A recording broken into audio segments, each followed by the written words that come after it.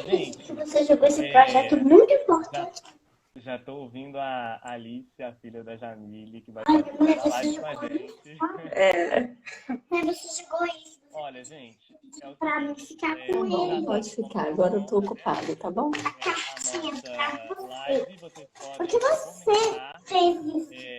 nessa Jogue live, porcaria, fazer você fez. perguntas, ou também pode usar a caixinha de perguntas, tem um retângulo aí na tela de vocês com uma interrogação. Vocês podem mandar perguntas por lá também.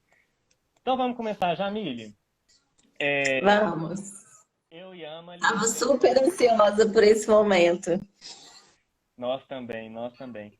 A gente já teve uma prévia, né? E eu já vi que vai ser maravilhoso. Eu e Amali Verdade. decidimos te convidar, né? Pelo seu envolvimento com um tema que é muito importante e que é urgente de ser discutido, que é a maternidade, né? E aí eu conversei com a Jamile e a gente decidiu, ela propôs, né, de fazer um relato de experiência, né? Para quem conhece a Jamile, para quem conhece a história da Jamile, sabe o quanto a maternidade a transformou, né? Transformou a vida dela. Mas isso quem vai contar é a Sim. Jamile. Mas antes dela contar, de fazer esse relato de experiência, eu gostaria que você fizesse uma breve apresentação para as pessoas que não te conhecem, te conhecerem do seu lugar de fala, né? Então, eu sou a Jamile, tenho 26 anos, sou pedagoga, formei em pedagogia aqui na UFV e estou terminando o mestrado na educação. Só um minutinho, que tem uma demanda aqui. Uma perninha ferida. Pode ir Uma lá. perninha ferida. Ela tá com uma coceirinha na perna que tá incomodando. Pode ir lá passar o cremezinho. E estou terminando o mestrado na educação, sou mãe da Alice, né, que tem 5 aninhos, e atualmente sou pré-candidata a vereadora aqui em Viçosa. E eu acho que é isso, uma apresentação breve, eu acho que seria isso. Perfeito, Jamile. E para falar da sua experiência de maternidade, né, que muita gente já conhece, como é que começou a sua experiência, né? Quando começou, né? Então, a minha experiência com a maternidade, ela começou. Eu tô com o carregador aqui do lado, caso aconteça alguma interferência com a bateria. A minha experiência com a maternidade, ela começou, eu estava na metade da graduação em pedagogia, foi em 2014, eu descobri que estava grávida, em meio, né, não foi nada planejado, foi um susto. Eu tinha 20 anos de idade, estava cheia de planos, estava pleiteando uma bolsa de iniciação científica na época, e foi um susto, assim, foi uma coisa muito inesperada, apesar da minha mãe ter recebido essa notícia com muito acolhimento, né? A minha família, ela foi muito acolhedora nesse sentido. Eu comecei a vivenciar algumas situações que me fizeram despertar o olhar para a desigualdade de gênero, sabe? Eu já atuava em alguns espaços, assim, antes disso, né? Já me dizia feminista, já me dizia uma pessoa que lutava pelos direitos das mulheres. Mas a experiência da maternidade, como eu disse aquele dia com você, ela me trouxe isso mais presente, sabe? Mais, assim, na pele, essa experiência. E aí eu comecei a vivenciar coisas que o pai da Alice não vivenciava. E aí eu fui começando a perceber, eu ficava indignada com aquilo, sabe? Às vezes ia conversar com os professores, porque as alunas na graduação, a licença maternidade é apenas 3 meses. E nesse período você não fica totalmente alheio à universidade, eles passam trabalhos para casa e tudo mais, dependendo do período que você tiver, né? Se for assim, no meio do período, eles mandam trabalho para casa. E aí eu tive que conversar com os professores sobre esse contexto, eu tive que adiar alguns estágios presenciais em escolas, né? Porque estava começando o estágio obrigatório. E aí eu comecei a ter que reorganizar a minha rotina toda, sabe? Assim, a dinâmica da minha família mudou. Eu morava sozinha na época, eu tive que voltar a morar com a minha mãe. E aí eu estava passando por toda essa reorganização da minha vida e eu via que o pai da Alice não passava. Assim, né? Eu via que era uma reorganização que estava sendo só da minha vida, naquele momento, né? Hoje as coisas são diferentes. E aí eu ficava indignada com aquilo. E quando a Alice nasceu, que eu tive aquela. Eu ainda idealizava muito na gravidez, sabe? Porque as pessoas me encontravam, elas ficavam, ai, ter filho é uma bênção, vai ser tudo de bom. Essas coisas muito idealizadas e santificadas que as pessoas colocam. E de fato tem a parte boa, né? Só que quando a Alice nasceu, eu levei um susto, porque a realidade ali nos meus bracinhos, né, de uma criança bebezinha, que eu tinha que entender o que estava acontecendo, que eu chorava, o bebê não falava, né? Então eu tinha que entender tudo que estava acontecendo, essa coisa de curar o umbigo, e eu tinha feito cesárea, né? Eu tava com, o meu parto foi cesárea e tudo mais. Então, aquela realidade ali concreta de um bebê, de ter que cuidar de um bebê, de ter que resignar de mim, sabe, para voltar para aquele bebê, foi uma experiência muito intensa, foi uma experiência muito avassaladora. Eu acho que é impossível uma mulher sair a mesma depois de ter uma experiência de gerar e de parir uma criança, sabe? E aí, eu lembro que eu estava muito, assim, confusa, né, com a situação do puerpério, que algumas pessoas chamam de, como é que as pessoas chamam mesmo? De resguardo. Algumas pessoas chamam de resguardo, né, que é a situação dos primeiros meses ali do bebê. Eu fui apresentada a um livro que chama O Mito do Amor Materno. Não sei se a Jéssica está aqui assistindo, mas foi ela que me indicou o livro, porque a Rita Souza falou dele numa disciplina que ela fazia. E aí, eu estava naquela confusão, né, do puerpério, tentando entender o que estava acontecendo. Eu não sentia aquele amor incondicional que as pessoas falavam, sabe? Eu achava que estava alguma coisa, sei lá, parecia que tinha alguma coisa errada e tal. E aí a Jéssica me mostrou esse livro, eu fui no outro dia na biblioteca buscar. Eu lembro que eu fui na biblioteca buscar no outro dia e comecei a ler esse livro. E esse livro foi o que me despertou para a minha maternagem hoje, sabe? Assim, porque ele tirou um peso das minhas costas assim, essa angústia, né, de não entender o que estava acontecendo ali no puerpério, de ter aquela confusão de sentimentos, de não entender que esse amor ele não surge muito, pode, né, acontecer de não surgir de repente quando a criança nasce. E aí esse livro me apresentou para uma parte sociocultural da maternidade, sabe? Então, tem uma criança que Bebe um pouco. pode levar para lá, você pode beber. Agora eu estou ocupada. Aí, esse livro ele trouxe essa perspectiva histórico-cultural, social da maternidade, me fez entender que a maternidade tinha esse aspecto cultural também. Que, tipo assim, o fato de eu não estar sentindo aquele amor incondicional que eu achava que ia sentir era normal, né? Que, além de envolver processos biológicos e etc., envolvia aspectos culturais também. Então, foi aí que eu mergulhei nas leituras sobre maternidade, porque eu vi o tempo inteiro as pessoas me jogando, assim, até essa coisa do cuidado, sabe? Eu já tive de levar a Alice para aula muitas vezes, porque eu não tinha com quem deixá-la, porque as pessoas entendiam que eu tinha que, né, assim, me tirar o meu tempo para aquilo ali naquele momento.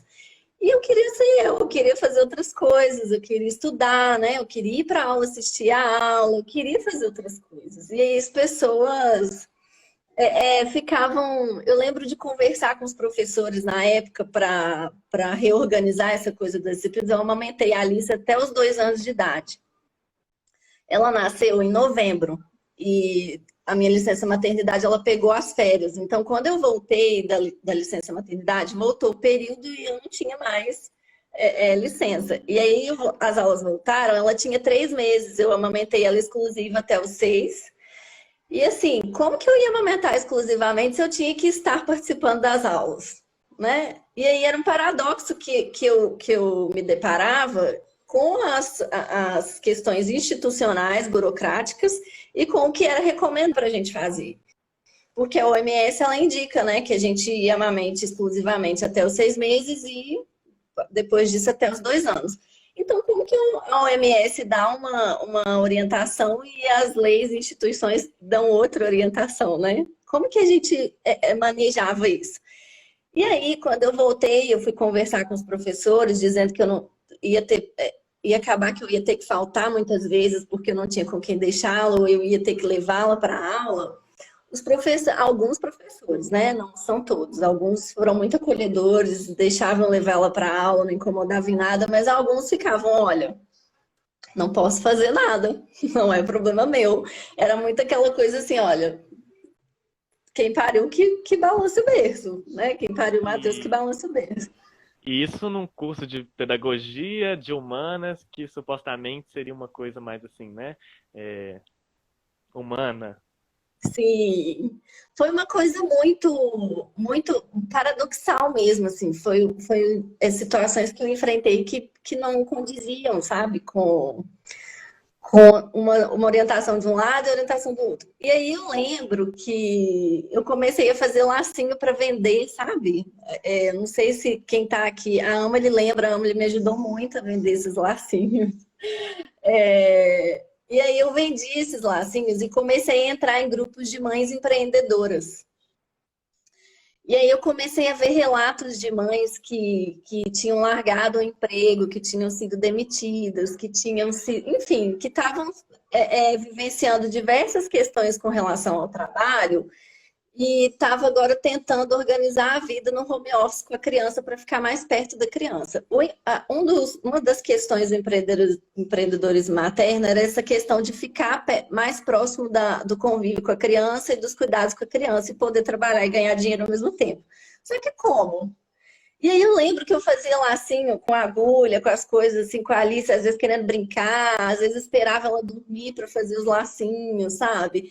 E aquelas situações me deixavam muito indignadas, porque eu pensava assim, gente, se eu não tenho rede de apoio para me ajudar a cuidar dessa criança, eu não vou conseguir ser eu. Não vou conseguir fazer o que eu gosto, que é estudar, não vou conseguir fazer nem o lacinho, sabe? Eu lembro de ter para vender lacinho e com ela no ônibus. E aí o motorista fazia eu passar na roleta do ônibus e eu ficava falando que aquilo ia machucar. E aí, sabe? Eram situações que eu passava que eu pensava, não é possível, né, gente? Aí eu lembrei de um texto da Joyce Bert que fala sobre essa questão da maternidade. Essa maternidade é tão sublime, né? Essa é uma coisa tão linda e tão importante na vida da mulher e na vida da sociedade, porque a gente produzir um ser humano, né? Por que a gente é preterida nessas situações, né? Por que a gente perde os nossos empregos? Por que a gente não pode sentar no assento preferencial e não passar na roleta para não machucar o pezinho do bebê que a gente está carregando no colo? Por que isso não é justificativa para eu faltar à aula porque eu não tinha com quem deixá-la, sabe? E aí isso foi me deixando indignada. E aí, à medida que a Alice foi crescendo, assim, né, as questões da maternidade, da criação de uma criança iam me confrontando, quando aparecia essa questão da birra, do dentinho nascendo, dessas coisas que acontecem com criança, eu fui começando a ler sobre educação nesse sentido também, né? Apesar da formação em pedagogia, essa coisa das fases de desenvolvimento, eu fui procurando outras informações. E aí que eu me deparei com a comunicação não violenta, com a disciplina positiva, com essa questão da gestão das emoções, sabe?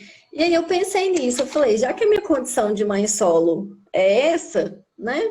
Já que muita coisa eu vou ter que adaptar à minha realidade, então eu vou ter que ajustar a criação da minha filha para que isso não se repita.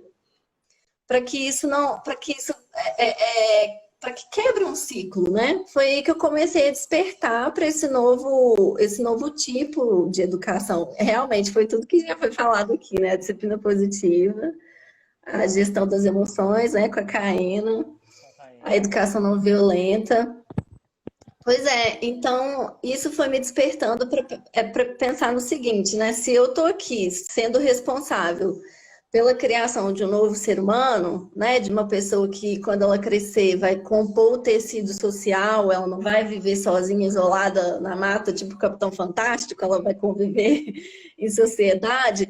Então eu tenho que construir a minha educação com ela, né, a minha relação, o meu vínculo com ela, de forma que isso não se repita, né, de forma que isso seja questionado, de forma que isso, que essa cultura machista seja de alguma forma confrontada. E aí eu comecei a comprar outros brinquedos. Ai, deixa eu só falar com... Olha essa menina linda do coração. Ah, o Pedro, você conversou com ele mais cedo. Dá tchau pra ele, que agora eu estou com você. Tchau. Tchau. E aí, é vida de mãe sozinha em casa, é isso, gente. Vai aparecer várias vezes aqui. Ainda mais falando dela, ela fica super atenta. E aí, eu fui despertando para isso, pensando como que eu poderia criar uma criança, né, assim, com outras possibilidades de vivências. Então, eu fui oferecendo outros brinquedos para ela, fui comprando livros que abordam temáticas de uma forma mais lúdica, né, temáticas de gênero, temáticas de racismo, fui tentando adaptar a minha educação nesse sentido para que quebrasse esse ciclo e para que ela crescesse com uma visão mais, com um olhar mais apurado, mais crítico para essas situações, sabe? Porque eu, na minha infância, eu não lembro de ter sido confrontada com essas coisas. Eu brincava de boneco o dia inteiro, não que isso tenha feito, né? Não que isso tenha sido ruim para mim foi normal, como qualquer menina que se encaixa nos padrões, mas eu queria oferecer mais possibilidades para ela, sabe? E entender que a criança ela é muito mais do que gênero, sabe? A criança ela é um corpo, ela é, enfim. Aí eu fui tentando oferecer outras possibilidades para que a minha maternagem não fosse só resignação, sabe? Só aquela coisa assim de que eu vivo para minha filha e nada mais, né?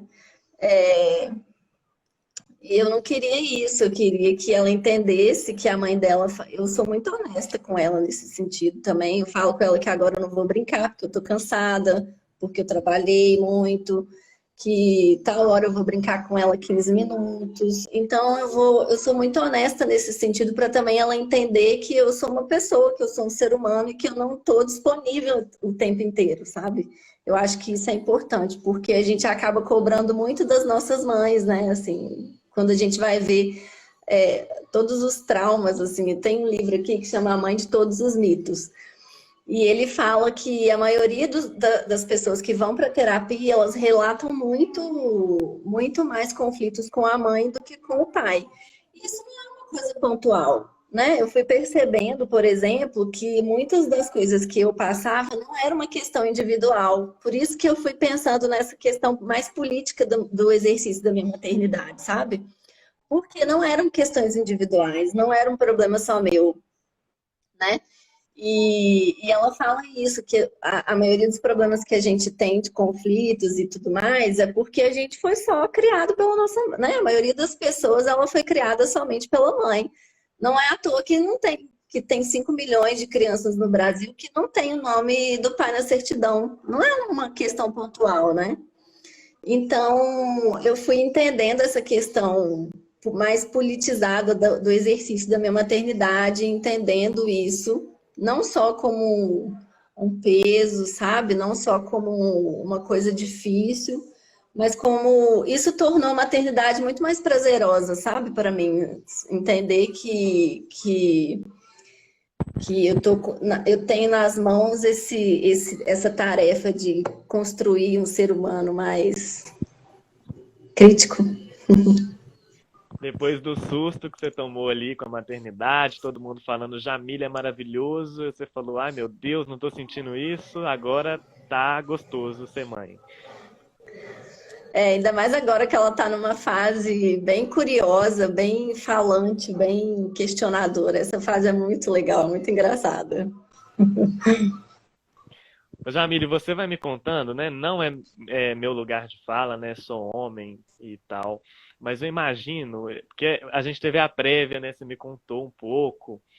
E eu imagino a dificuldade que você teve, porque foi uma dupla formação, né? Você ali com a Alice, naquele início de maternidade, e você descobrindo um novo mundo que te impedia de estudar, né, plenamente, te impedia de fazer uma série de coisas que te levou a fazer mais perguntas ainda, além daquelas acadêmicas que você já devia ter, e o desafio ainda de construir, de formar um ser humano, né, que é a Alice. E no meio disso tudo, fazer as desconstruções, né? Você me contou um caso muito engraçado de uma vez que foi comprar uma roupa para Alice. Ah, sim. Foi um brinquedo. Um Eu fui comprar. A Alice estava numa fase de querer brincar muito de médica, aí ela queria aqueles acessórios de médico e tudo mais. Aí eu entrei na loja de brinquedo e a moça perguntou assim: é menino ou menina? Aí eu falei: é uma criança. Nisso eu já estava, né, com essas questões bem formuladas já. E eu falei: é uma criança, mas ela falou: mas é menino ou é menina? E ela insistia perguntando se era menino ou menina. Ela falou: ah, vem cá, vou te mostrar, mas é menino ou menina? Eu falei: é uma criança, é uma menina. Por quê? Aí ela falou assim: não, porque tem isso aqui azul e tem isso aqui vermelho. Não tinha nada, não tinha diferença nenhuma no brinquedo, no conteúdo do brinquedo. Era só a cor da tampa da caixinha, que uma era azul e a outra era vermelho. E eu pensei: mas e se ela gostar, se a minha filha gostar mais de azul, ela não vai poder levar o azul? Coisas que não fazem sentido, sabe? Para a construção das possibilidades que essa criança tem. Não é possível que a gente vai colocar numa caixinha até as cores que essas crianças podem usar. Pelo amor de Deus, sabe? Não faz sentido nenhum. E aí eu saí da loja indignada. Acabei levando o azul, levei a caixinha azul. E falei: minha filha gosta mais de azul, nem era verdade, mas eu falei: minha filha gosta mais de azul, porque não faz sentido. Eu acho que quando a gente vai dar um presente para uma criança, a gente tem que partir do gosto da criança. Não é do que a gente acha que menina tem que fazer e menino tem que fazer. Quantos talentos é perdido? Eu estudo agora no mestrado essa questão da desigualdade de gênero na ciência, e a gente vai vendo que essa construção do imaginário da profissão, ela vem muito cedo, né? Então pensa quantos talentos a gente já perdeu de meninas que são propensas a seguir áreas de engenharia, por exemplo, mas não vão porque é coisa de menino, né? Porque o povo fala que é coisa de menino, porque, sabe, não faz sentido. Eu acho que a gente tem que oferecer mais possibilidades para essas pessoas, assim, para essas crianças. Criança tem que ser criança, brincar, correr, ser feliz, independente do gênero. Espero que a ministra Damares esteja assistindo essa live para ela aprender com a gente. Será? Podia. Podia, né, menina? Que tá difícil. Vou mandar o link para ela depois. Manda, por favor. Tornar-se mãe, né? A gente já falou disso. Tem toda uma dimensão política, né? Que você, né, começou a perceber uma série de limitações, né? Inclusive na graduação na universidade. Em termos de política hoje, você acha que falta muita coisa para pensar em mãe, maternidade, em direito? Falta muita coisa para pensar. Deu uma travadinha aqui. Mas falta muita coisa para pensar, Pedro, porque se a gente for pensar agora no contexto da pandemia, né? Assim, a gente tem visto muitas notícias, muitas reportagens, muitos relatos, porque as escolas não estão funcionando, né? O presidente aí, o pessoal lá em São Paulo está pensando na retomada da economia, mas não tem creche aberta. Quem vai ficar com as crianças para retomar a economia? Né? Então, assim, as desigualdades que a gente já enfrentava no cotidiano normal, sem coronavírus, elas se intensificaram agora com a pandemia, porque as mulheres, né, o isolamento social é o mais recomendado. A aglomeração não é recomendada, então as creches não estão abertas, que é um aparato assim. A creche é um direito da criança, isso é fato. Mas a creche é política para as mães trabalhadoras também, sabe? Quando a gente vai olhar as lutas feministas, a luta por creche também na história tem sido uma luta feminista, sabe?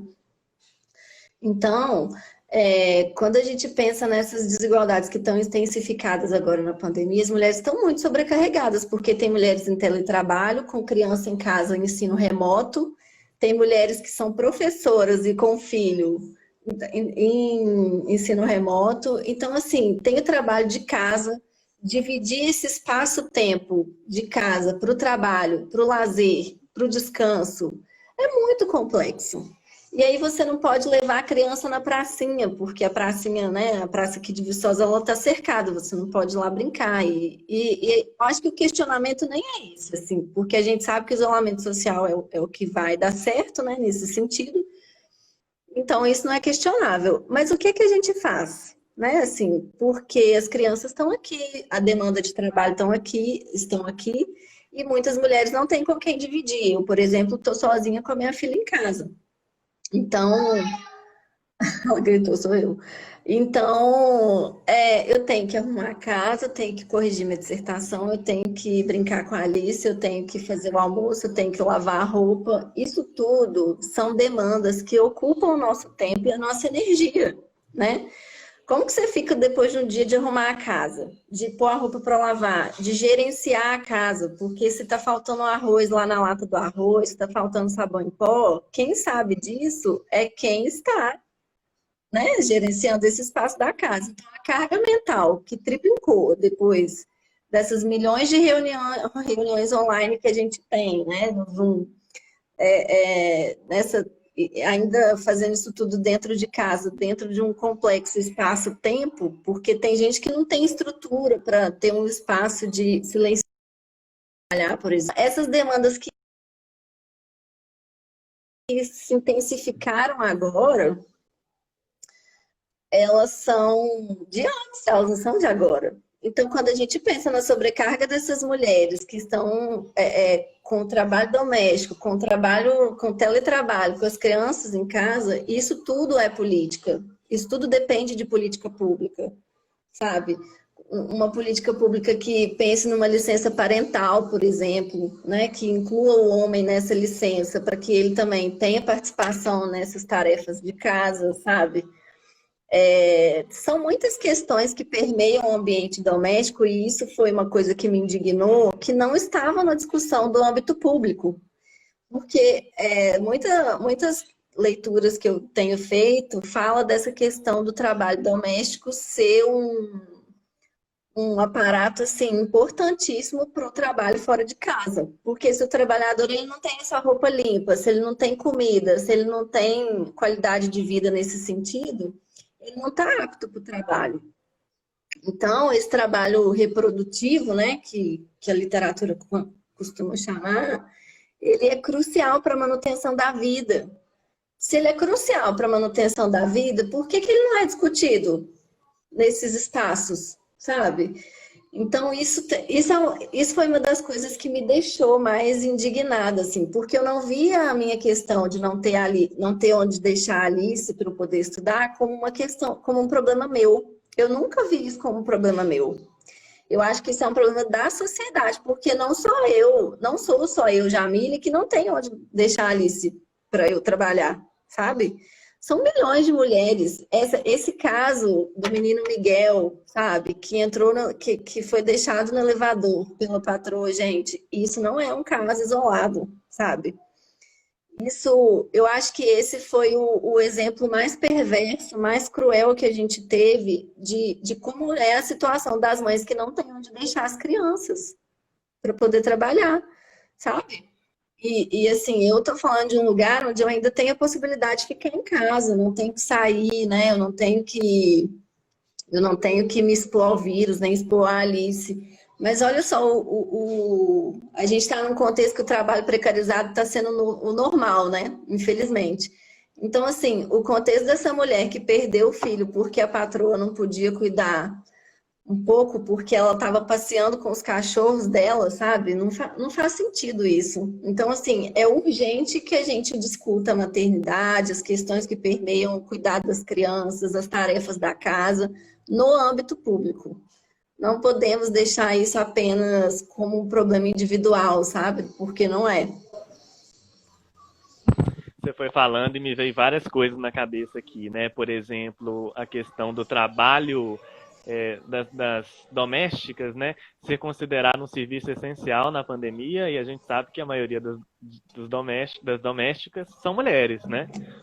São E mulheres essas negras, né? mulheres negras e que têm filhos também, né? E que se expõem ao risco. Ontem eu também estava assistindo um documentário que a Beatriz, a Bia, lá do mestrado, ela indicou da questão dos entregadores, né? Que teve aí a greve do pessoal O do breque. iFood, né? O break, né? Dos apps. E apareceu lá uma mulher falando, né? Uma mulher trabalhando no aplicativo por causa toda dessa questão da economia, né? Da crise que a gente vive e ela não tem as condições de trabalho, né? Que é um trabalho precário e tem que se expor, né, sem os direitos e para conseguir sustentar o filho, né, que ela tem. Uma mulher negra, inclusive. Jamile, Sim. você disse que queria falar da questão das mulheres na pandemia. Você quer falar mais alguma coisa? Que eu acho que você deu uma abordada nisso agora. Ou tem mais algum? Você me falou um negócio? Já vou interromper, ó, pra você ver. Oh, meu Deus. Que eu queria que você falasse de novo. Deixa. Eu queria que você falasse de novo, que era aquela questão. Eita, travou aqui. Travou? Da pós-graduação? Travou? Travou, voltou? Voltou? E aí? Travou, voltou. Voltou? Voltou. Tá. É que você disse que até na questão do processo seletivo da pós-graduação você sente, né, essa questão da desigualdade de gênero. Sim, eu tive uma amiga que ela foi interrogada sobre se ela queria. Ela era casada, né? Na época que ela tentou o mestrado, ela foi interrogada por um membro da banca se ela queria engravidar. Então, pensa só. Se as mulheres são interpeladas numa entrevista de emprego, numa entrevista de processo seletivo de uma pós-graduação, se elas querem engravidar, porque isso vai atrapalhar, a gente sabe que atrapalha nesse sentido. Sobretudo se você falar que tem criança pequena. Então, tem uma pesquisa da FGV que saiu em 2018 que fala que 45% das mulheres saem do mercado de trabalho, eu não sei o termo que usou, mas saem ou desistem ou são demitidas após um ano do primeiro filho, do filho. Tem alguma coisa amarela no computador. Daqui a pouco eu vou lá, espera só um minutinho. E aí... Ela quer mudar o desenho. A mamãe só vai terminar de contar esse caso e vou lá mudar o desenho. Não é pra mudar. Você pode clicar no xizinho que tá lá na tela. É só você mexer no dedinho, você sabe. Eu não quero mudar o desenho. Tem uma coisa amarela na tela. Mas aí, eu vejo mulheres, Pedro, assim, como eu convivo muito com as mães, que entram em desespero quando pensam que pode engravidar de novo. Eu conheço mulheres que não querem ter filho de jeito nenhum, porque vai atrapalhar a carreira. Eu conheço mulheres que estão adiando a maternidade porque vai atrapalhar a carreira agora, mas querem muito ser mães. E eu conheço mulheres que se veem grávidas e não têm rede de apoio, não tem estrutura de apoio, sabe? E isso não é justo. Eu te contei, por exemplo, que nas minhas entrevistas do mestrado, eu pergunto para os homens e para as mulheres que eu entrevisto como que é a conciliação do trabalho com a vida pessoal. E quem concilia são os homens. Porque as mulheres, elas se viram nos 30, elas fazem malabarismo com a vida delas, assim, porque elas têm o trabalho fora de casa, né? E são mulheres professoras. Então, elas têm o trabalho fora de casa, elas vêm para casa, elas ainda têm trabalho, têm artigo para publicar, têm artigo para fazer, têm o filho para brincar, têm o filho para dar banho, têm filho. Ainda que essas mulheres tenham recurso para terceirizar esse trabalho, elas ainda ficam com a carga mental de pensar e gerenciar toda, toda dinâmica da casa, sabe? Porque é ela que tem que pensar quem tem que ir lá comprar o sabão em pó quando o sabão em pó acaba, né? Quem vai, além de pensar que ela tem que ver se o sabão em pó está no armário, ela tem que ir comprar o sabão em pó. Pensa. É muita coisa. Então, assim, quem concilia a vida pessoal com o trabalho são os homens, né? De acordo com as minhas entrevistas do mestrado. As mulheres, elas se viram nos 30 e tem mulheres que falam que não tiveram filhos porque atrapalham. Então, assim, será que é justo, sabe? Essa dinâmica de sobrecarga sobre as mulheres? Esse desejo, essa escolha, ser imbricado dessas questões sociais e pesar muito mais para as mulheres do que para os homens, né? Porque se a gente for pensar também na licença maternidade, licença paternidade, tem países que nem tem essa coisa de licença maternidade, paternidade, é licença parental. E aí, dentro da dinâmica do casal, né, inclusive casais homoafetivos, casais que adotam, eles que fazem essa dinâmica. Por que aqui não pode ser assim? Qual que é o problema? Se se ele é pai, por que ele não pode ficar em casa também, contribuindo, dividindo esse cuidado? Então, assim, eu acho que é muito injusto essa dinâmica de escolha, sabe? Desse peso ser muito maior para as mulheres do que para os homens. É verdade, é injusto. E o próprio fato de não perguntarem para os homens se eles vão ter filhos durante. Se eles querem ter filho, né? Durante Os homens não são interpelados, né? É interessante isso. Como se eles não cuidassem, né? Não tivessem essa incumbência. Teve uma entrevista que o Glyn deu para a Jovem Pan, que ele discutiu com o cara e teve até uma agressão. Não sei se você lembra dessa entrevista. Que o cara pergunta, porque o Glyn ele é gay e tem um filho, né? Adotado com, não sei se é adotado, mas com o companheiro dele. E aí o cara, ele ficou nervoso com toda razão, porque o cara pergunta com quem tá o filho, sendo que os dois trabalham.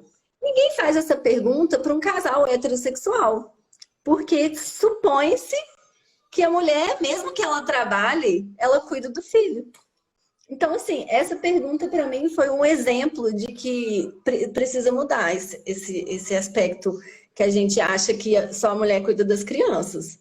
Eu fiquei, assim, chocada com essa entrevista. Eu entendo toda a raiva que o Glyn ficou na hora. Porque é uma pergunta inconcebível, assim. Por que quando é um casal hétero não pensa que a mulher, sei lá, sabe? Por que foi uma coisa muito sem sentido, assim. Mentira. Sim, faz muito sentido numa sociedade machista e patriarcal que a gente vive, né? Infelizmente. Ah, o seu relato é tão envolvente. Já tivemos vários comentários aqui. Eu vou tentar recuperar alguns.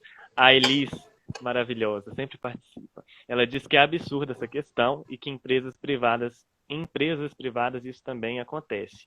E aí a Carol, ela dá um relato assim muito pesado, muito triste, né? Que na seleção dela para o mestrado, ela teve uma colega que estava grávida e teve que esconder a barriga com uma bolsa grande.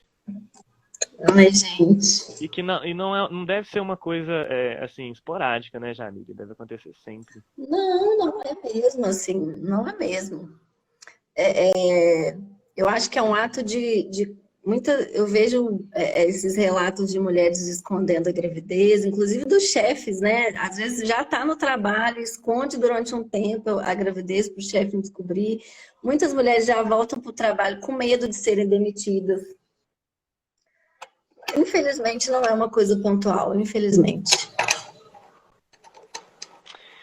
Jamile, deixa eu ter o tempo aqui da live, ó, 42. Eu acho que a gente já pode entrar naquela questão da sua pré-candidatura a vereadora de Viçosa, né? Que é onde você Ai, adoro estava. falar isso. Adora, né?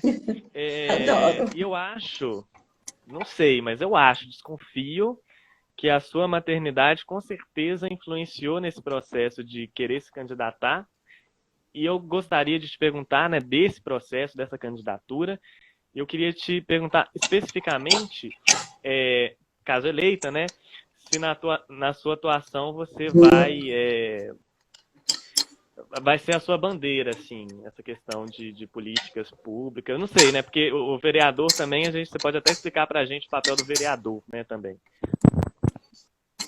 Então, Pedro, a minha formação política ela não começou na maternidade, mas a maternidade ela tem um papel crucial nesse sentido por diversas coisas que eu já falei, assim, que não é uma coisa, as dificuldades que as mulheres enfrentam não é uma questão para ser guardado no âmbito privado, não é uma questão individual, não é uma questão que a gente tenha que se sentir culpada, sabe? Todas as vezes que eu ia exercer minha maternidade, todas as vezes que eu enfrentava alguma dificuldade, aquilo me mobilizava de uma forma para falar, sabe? Tanto é que antes de tomar essa decisão, eu sempre coloquei relatos da minha maternidade nas minhas redes sociais, quem me acompanha há muito tempo vê. E desde as eleições de 2018, com a eleição do Bolsonaro, eu fiquei muito triste, né? Fiquei muito. Falei, meu Deus, alguma coisa precisa ser feita, sabe? E isso me mobilizou também. Eu comecei a procurar muito o Sávio José, que é um vereador aqui da cidade, que eu tinha mais contato, vereador pelo Partido dos Trabalhadores. E aí eu comecei a procurar para saber como que é essa dinâmica de filiar o partido. Eu já estava assim com essa vontade, sabe? Eu queria eu queria estar em coletivo. E eu achava que as mudanças que eu almejava, elas tinham que ser discutidas ali, onde as decisões e as políticas públicas são pensadas e formuladas, né? Então, eu procurei o Sávio durante o ano de 2018, durante o ano de 2019, e aí ficava muito naquela assim, né? E aí, nas eleições, como esse ano é eleições municipais, eu pensei, eu acho que agora é a hora, porque eu acho que é uma hora oportuna, assim, já que tem muito trabalho a ser feito, já que tem muitas questões para serem discutidas, eu pensei, vou me arriscar, até porque a carreira política a gente não constrói de um dia para o outro, né? Então, é uma coisa que a gente precisa ir pensando e se posicionando, enfim. E aí, pensando no papel do vereador, que é fazer leis, né? Quer dizer, que não é só fazer leis, é também mobilizar a população, porque as discussões que tem na Câmara Municipal, a Câmara Municipal também é chamada de Casa do Povo, né? Tem sessões abertas que as pessoas podem ir lá e assistir e opinar, e tem a tribuna para falar e tudo mais. Além dessa questão de fazer lei e essa mobilização, também tem essa coisa da fiscalização do executivo. E aí eu pensei que o fato de terem poucas mulheres na política, né, no âmbito político de uma forma geral, o fato das nossas discussões não estarem sendo pautadas nesses ambientes, e o fato de eu ter conhecimento disso tudo, eu falei, vou arriscar, né? Vou me posicionar nesse sentido, porque as campanhas também, elas têm os anos eleitorais, as pessoas estão mais propícias a discutir política, então a campanha ela tem um papel bem num caráter de conscientização também, sabe? Então, eu acho que eu só tinha a ganhar, e eu não me arrependo até agora dessa decisão, porque a experiência de estar num partido, de estar entendendo toda essa dinâmica tem sido muito formativa. Conhecer os companheiros, assim, que tá do seu lado na trincheira, sabe? E entender toda essa dinâmica de o quão potente é estar no coletivo tem sido muito bacana. Tem sido muito interessante. Então, eu acho que, ainda que essa situação possa vir não ser vitoriosa, eu já ganhei muito. Imagino que deve ser uma experiência realmente muito rica, né? É, Gente, nós já estamos já no finalzinho da live, o tempo passa voando. Quem quiser já fazer Passa, eu perguntas sempre para a acho que eu não vou Jamile, ter o que falar. eu avisei, Eu né? fico, meu Deus, uma hora eu vou falar o quê? Aí acaba super rápido. Quem quiser já indo fazer perguntas para a Jamile, aproveitar a presença dela aqui, pode deixar aí nos comentários, na caixinha de pergunta, onde vocês se sentirem mais à vontade. Jamile, você falou da questão da presença das mulheres na política. Eu não sei, eu vou te pegar de surpresa aqui agora com essa pergunta. Você sabe mais ou menos quantas mulheres atuam na política de Viçosa? Mais ou menos? Conta um pouquinho. Quantas mulheres tem na política em Viçosa? Isso. Hoje a gente tem uma mulher na Câmara de Vereadores, mas a professora Daniela Rezende, do Departamento de Ciências Sociais, ela tem pesquisado essa temática aqui na cidade. Ela está com o Instagram, inclusive, divulgando a pesquisa dela, chama Mulheres nas Eleições. Mulheres nas Eleições, aí tem um underlinezinho entre as palavras. E lá ela está divulgando a pesquisa sobre a cidade de Viçosa, inclusive. E assim, hoje a gente tem uma mulher na Câmara, mas em anos passados houve momentos em que não teve nenhuma, sabe? E a quantidade de mulheres que se candidatam e as que se elegem, há uma discrepância muito grande. E a gente nunca teve uma prefeita mulher, né? Teve candidata e tudo mais. Mas a gente entende também, Pedro, assim, que não adianta. A mulher em si, na política e nesses espaços, não adianta se ela não se envolve com as questões que nos afetam, né? Porque essa mulher, ela tem que ser aliada da nossa causa. Se for uma mulher que atrasa esses debates, não é proveitoso. Então, dentro desse contexto, eu acho que Viçosa não teve, assim, uma mulher de esquerda, sabe, que defendesse de fato as pautas de gênero, por exemplo. Enfim, eu acho que Viçosa tem, apesar de ter universidade, né, que traz uma perspectiva mais ampla, a cidade em si, ela tem uma perspectiva ainda muito conservadora, na minha visão. Então, eu acho que é muito necessário que mulheres estejam ocupando a Câmara Municipal de Viçosa. Menina, eu juro pra você que eu tomei um susto quando você falou uma. É uma mesmo? Uma mulher? É a vereadora Brenda Santonioni, que ela é uma mulher trans. Caraca, é muito pouco. É muito pouco. Dizendo, a cidade pode até ter uma prefeita, mas se ela não fizer bem o papel, né, a cidade só tem a perder. E a Brenda, inclusive, está hoje como pré-candidata a prefeita. Eu acho que é a única mulher que está pré-candidata a prefeita. Seria muito interessante, né, para Viçosa. Uhum. Mas o Instagram da Daniela Rezende tem muita informação boa. É só ir lá, mulheres, _eleições. Vamos divulgar esse Instagram, né? Amanhã, sexta-feira, é amanhã. Se eu não me engano, é amanhã. Ama ele não. Deixa eu digitar o arroba dele aqui, ó. Boa. Deixa eu ver aqui o tempo da nossa live. Perguntas para Jamile? Aí. Colocou aí, mulheres, _eleições. O Rafa falou que já vai seguir. Isso, amanhã é sexta. Amanhã, isso mesmo. Amanhã nós vamos divulgar os materiais aí. É verdade, eu não te passei ainda. Não, mas sim, tem muitos. Tem um monte para indicar.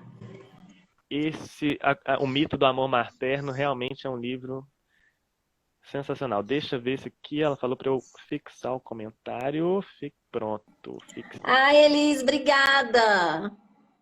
As crianças da Elis já tá enorme já. Tem um tempão que eu vi ela, que eu não a vejo, né? Será que a nossa querida Alice poderia dar o ar da graça pra gente ver ela? Pra dar um tchau. Vai dar um Alice, tchauzinho pra gente? vem cá dar um tchau pro pessoal. Ela tá um pouco brava. Ela tá brava. É que você não foi lá, né? Dá um tchau pra nós, Alice. Ah, ela Dá um tá brava, tchau. gente. Olha lá, o Heitor tá com 7 anos. Elis do céu. Eu vi ele nascer, eu lembro dele bebezinho. E a Clarice com 11. A Olha aí a Luana indicou um Luana. livro aí. Veio pra gente o livro O Alegre Canto. Perdi. da Perdiz. O Alegre Canto da Perdiz, da Paulina